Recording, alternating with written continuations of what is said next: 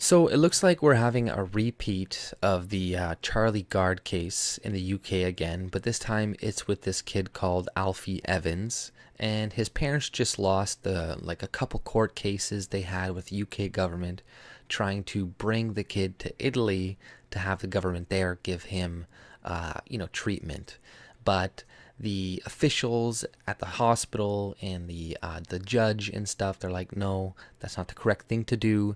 So they're blocking that decision, which is fucking bullshit. And this kid has been taking off of life support and he's been living on his own now for like, I don't know, something like 21 hours. And I'm not saying that the doctors in the UK didn't do everything that they possibly could for this kid, because I'm sure they did, and they know that yes, he probably has a lot of brain damage that's not really going to be able to be reversed. This kid might just be a vegetable for the rest of his life.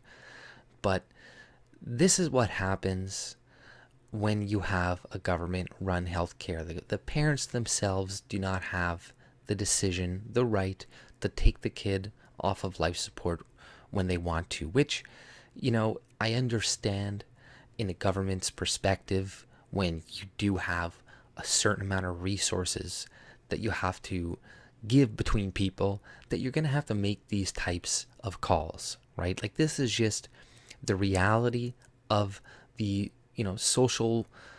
socialistic system, right? If we did have more of a free market system, people could keep their families on life support for as long as they have money. So, in my opinion, that would be better. And yes, some poor people probably wouldn't be able to put some people on life support for as long.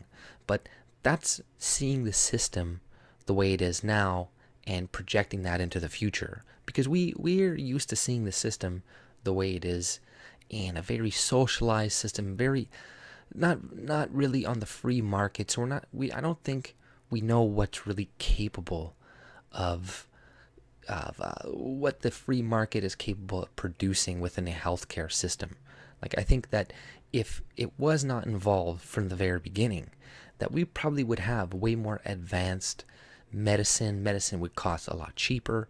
So people who did make less money could actually keep their family on life support as long or for longer, or maybe they would have some type of thing that they would have created to cure the illness already. Because who knows, like, there's so much progress that I think we are losing out of by having the government come in and do it for us. And when you remove the competition, when you remove the free market aspect, usually development will stagnate, right? The only reason why the military is increasing their technology and stuff like that is because there is kind of like a free market of militaries competing against each other, so they have incentive to create more crazy shit. But when it's within the country and it's just the monopoly of the healthcare system and stuff, monopoly of the police force, monopoly of this or that the government has control of, usually it's going to get more and more efficient. There's going to be less and less innovation over time.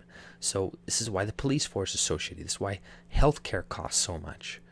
And if it was more a free market based system with more competition, I think prices would go down. There would be new technology that would make things far cheaper than they are now. And the problem that people have, I think, in seeing things on the free market is they project the results of society today onto the future, because they're like, oh, we do live in a capitalist system, but that's not really the case. These mixed economies are not capitalistic. Like, once you add in socialism, it pretty much destroys capitalism and it creates corporatism, and then it just breeds corruption, and it's just never gonna work. That's all I pretty much have to say. If you like my content, subscribe and have a good day. See ya.